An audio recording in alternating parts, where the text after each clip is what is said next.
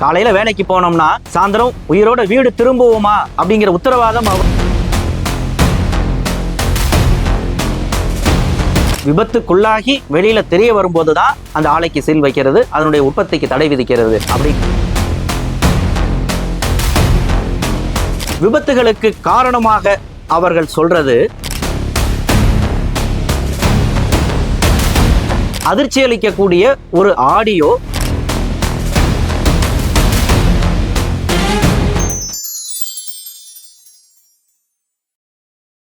அரசியல், புலனாய்வு, சினிமா, ஆன்மீகம், இலக்கியம், மருத்துவம், வணிகம், மோசடி என எல்லா தகவல்களுடன் தமிழகத்தின் மையப்பகுதியில் இருந்து மாதம் இருமுறை வெளியாகும் நம் அங்குசம் நிகழ்வு உங்கள் இல்லம் தேடி வர ஆண்டு சந்தா ரூபாய் 500 மட்டுமே. தொடர்பு எண் 9488820225. அங்குசம் செய்தி, மக்களுக்கான செய்தி. அங்குசம் நேயர்களுக்கு வணக்கம். சிவகாசி, விருதுநகர் போன்ற பகுதிகளில் இயங்கக்கூடிய பட்டாசு ஆலைகளில் அடிக்கடி விபத்துகள் ஏற்படுறதும் உயிர் பலிகள் ஏற்படுறதும் வழக்கமான ஒன்று அப்படிங்கிற ஒரு மனநிலை தமிழகத்துல உருவாகிடுச்சு.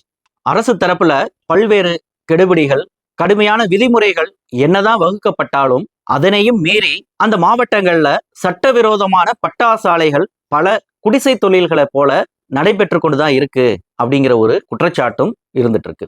இந்த பின்னணியில தான் அதிர்ச்சி அளிக்கக்கூடிய ஒரு ஆடியோ வெளியாகி இருக்கு.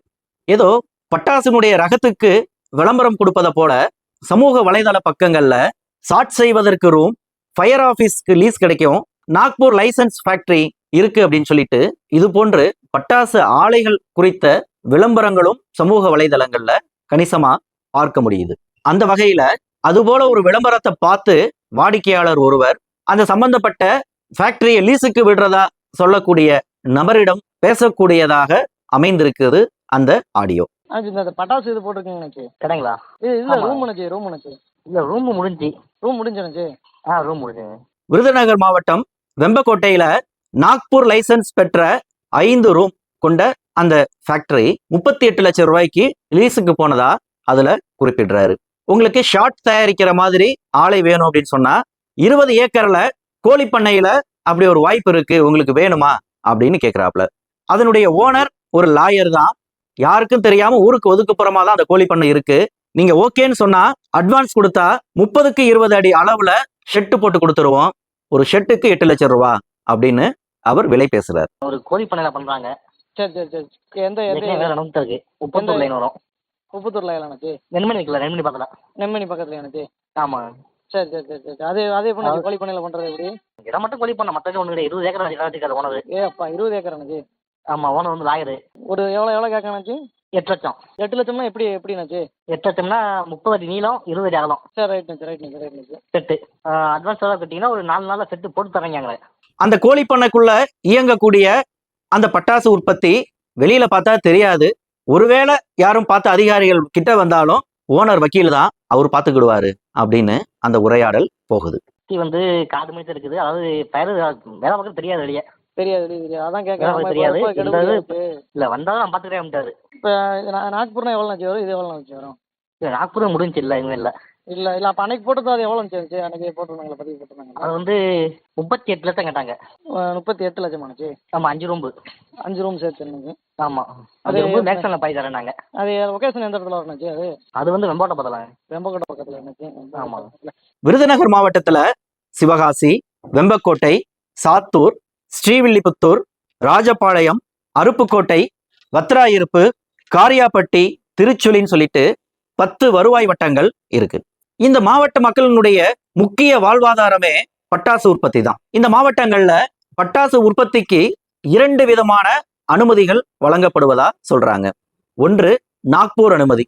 இந்த நாக்பூர் லைசன்ஸ் வச்சிருக்கிறவங்க வந்து ஒரு பெரிய அளவுல முதலீட போட்டவர்களா இருப்பாங்க. அதனுடைய விதிமுறைகள் கடுமையானதாக இருக்கும், பெரிய முதலீட கொண்டதாக வந்து இருக்கும்.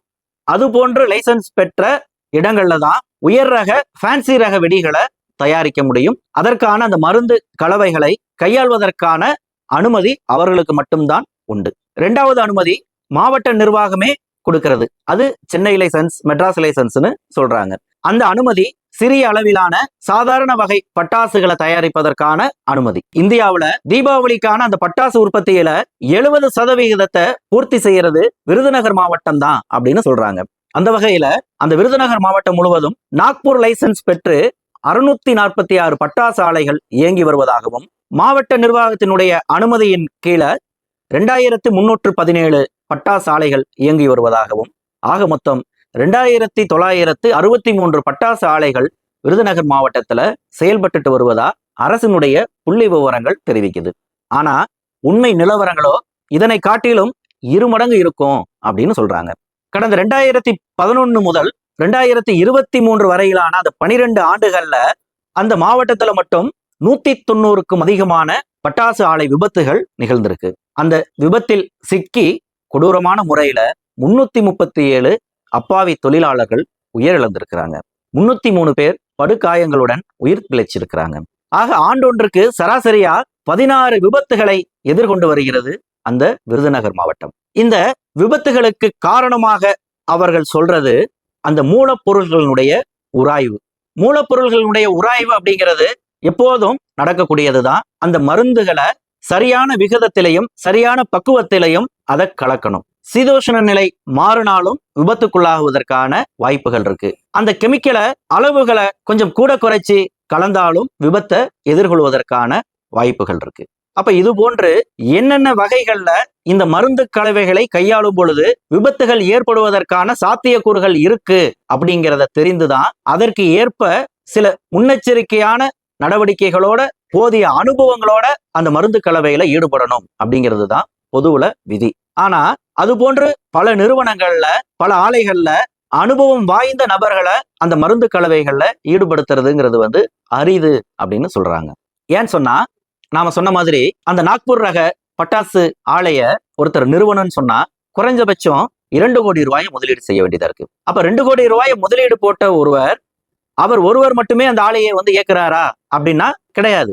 அந்த மாவட்டத்துக்குனே பெயர் பெற்ற சில முன்னணி நிறுவனங்கள் வேணா அது போன்று இயங்கிட்டு இருக்கலாம். ஆனா அதை தாண்டி பலர் இது போல 2 கோடி ரூபாயை முதலீடு போட்டு நாக்பூர் லைசன்ஸ் வாங்கிட்டு அந்த ஒரு ஃபேக்டரிய ஒரு 10 பேருக்கு மேல ஆளுக்கு ஒரு போர்ஷனா பிரித்து உள்வாடகைக்கு கொடுக்குறாங்க.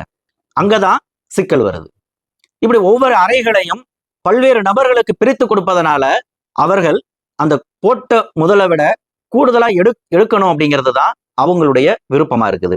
அப்ப அந்த குறிப்பிட்ட திறனை வைத்து குறிப்பிட்ட தொழிலாளர்களை வைத்து ஒரு நாளொன்றுக்கு 50 பெட்டி தான் பட்டாசு உற்பத்தி செய்ய முடியும் அப்படின்னு ஒரு யதார்த்தம் இருக்குதுன்னு சொன்னா அதை இவர்கள் ரெட்டிப்பாக்குறாங்க.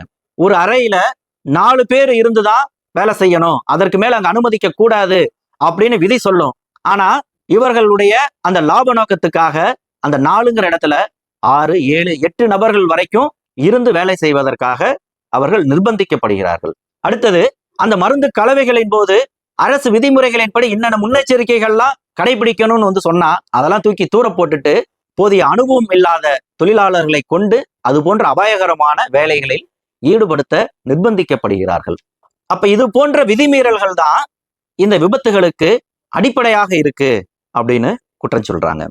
அப்ப இது போன்ற அந்த விதிமீறல்களை சட்டவிரோதமாக இயங்கக்கூடிய அந்த பட்டாசு ஆலைகளை கண்காணித்து கட்டுப்படுத்த வேண்டிய அரசு அதிகாரிகள் என்ன செய்கிறார்கள் அப்படிங்கிற ஒரு கேள்வி எழுது. கடந்த 12 ஆண்டுகள்ல 40க்கும் மேற்பட்ட ஆலைகள் சஸ்பெண்ட் செய்யப்பட்டிருக்கு. அதுவும் எப்படி விபத்துக்குள்ளாகி வெளியில தெரிய வரும்போதுதான் அந்த ஆலைக்கு சீல் வைக்கிறது, அதனுடைய உற்பத்திக்கு தடை விதிக்கிறது அப்படிங்கிற அளவுல தான் இருக்கு. இன்னும் சொல்ல போனா கடந்த 6 மாதங்களுக்கு முன்பு நாமளே நம்மளுடைய அங்குசம் பத்திரிகையில ஒரு விஷயத்தை பதிவு பண்ணியிருக்கிறோம். அதாவது இந்த பட்டாசு ஆலைகளை கண்காணிக்கக்கூடிய அந்த அதிகாரிகள் அவர்களுடைய நடமாட்டம் குறித்து பட்டாசு ஆலை உரிமையாளர்களுக்குள்ளேயே ஒரு வாட்ஸ்அப் குழுவை உருவாக்கி வைத்துக்கொண்டு ஐயாவோட வண்டி ஜீப் இங்க போகுது, இதை நோக்கி வருது, வெம்பக்கோட்டையை நோக்கி வருது, உஷாரா இருங்க அப்படின்னு தகவல் சொல்ற மாதிரியான ஒரு வலைப்பின்னலையும் அவர்கள் வைத்திருந்தார்கள். அதற்காக நபர் ஒன்றுக்கு மாதம் 500 ரூபாய் அவங்களுக்கு கொடுத்து வச்சிருந்தாங்க அப்படிங்கிற தகவலை நாமளே பதிவு செய்திருக்கிறோம். யூனியன் ஆஃபீஸ் கிட்ட எந்த வண்டி வந்தாலும் உங்களுக்கு தகவல் கிளீனாக வந்துடும். ஆலங்குளம் முக்குட்டு யூனியன் ஆஃபீஸ் இந்த ஏரியா, நம்ம ஏரியா. ஆர்டிஓ வண்டி செல்லையாரத்தை தாண்டி வெம்போட்டையை பார்த்து வந்துகிட்டு இருக்கு. சாத்தூர் ஆர்டிஓ வண்டி கரெக்டாக வனமுதலியாரம் வேகத்தடை வெம்பக்கோட்டை பார்த்து வருது. புளியடிப்பட்டி விளக்குலேருந்து மாதாங்கோல்பட்டி பாதைக்கு ஆர்டிஓவும் தாசில்தார் அம்மாவும் ரெகுலர் தாசில்தார் அம்மாவும் அங்கிட்டு கூடி போய்க்கிருக்காங்க. குண்டாயிருப்புல இருந்து வந்த தமிழ்நாடு அரசு புயலை வந்து ஆலங்குளம் முக்கரோட்டுக்கு வந்து நிக்கி. அப்ப இதற்கு மத்தியில தான் இந்த சமூக வலைதளங்கள்ல பகிரங்கமாகவே இது போன்ற விளம்பரங்கள் வெளிவர தொடங்கி இருக்கு. இது ஒரு அபாயமான எச்சரிக்கையாகத்தான் நாம் பார்க்க வேண்டியிருக்கு. அந்த மாவட்டத்து மக்களுக்கு வேறு வழி கிடையாது. காலையில வேலைக்கு போனோம்னா சாயந்தரம் உயிரோட வீடு திரும்புவோமா அப்படிங்கிற உத்தரவாதம் அவர்களுக்கு கிடையாது. அதை விட்டு அவங்களுக்கு வேற பிழப்பும் கிடையாது. அதனாலேயே இது போன்ற முதலாளிகளினுடைய அலட்சியத்தால் அப்பாவி மக்களுடைய உயிர் தான் பழிவாங்கப்பட்டு இருக்கு. அந்த வகையில தமிழக அரசும் மாவட்ட நிர்வாகமும் உரிய அக்கறை செலுத்தி உரிய கண்காணிப்பையும் கட்டுப்பாடுகளையும், இன்னும் சொல்ல போனா அந்த தொழிலை நடத்தக்கூடிய அந்த உரிமையாளர்களை அழைத்து பேசி அவர்களுடைய நியாயமான கோரிக்கைகள் என்னவாக இருக்குது, அரசு என்ன செய்து கொடுத்தா அவர்கள் இது போன்ற விதிமீறல்களில் ஈடுபடாமல் இருப்பார்கள் அப்படிங்கிறது குறித்தும் அவங்களுடைய கோரிக்கை குறித்தும் அரசு செவி சாய்க்கணும். இந்த பிரச்சனைய உயிர் பலிகள் நிகழாமல் தடுக்கணுங்கிற ஒரு எண்ணத்தில் இருந்து உரிய நடவடிக்கையை எடுக்கணும் அப்படிங்கிறது தான் பொதுவில் எல்லோரது எதிர்பார்ப்பாகவும் இருக்கு. தொடர்ந்து பேசுவோம். நன்றி. அரசியல், புலனாய்வு, சினிமா, ஆன்மீகம், இலக்கியம், மருத்துவம், வணிகம், மோசடி என எல்லா தகவல்களுடன் தமிழகத்தின் மையப்பகுதியில் இருந்து மாதம் இருமுறை வெளியாகும் நம் அங்குசம் நிகழ்வு உங்கள் இல்லம் தேடி வர ஆண்டு சந்தா ரூபாய் 500 மட்டுமே. தொடர்பு எண் 9488842025. அங்குசம் செய்தி, மக்களுக்கான செய்தி.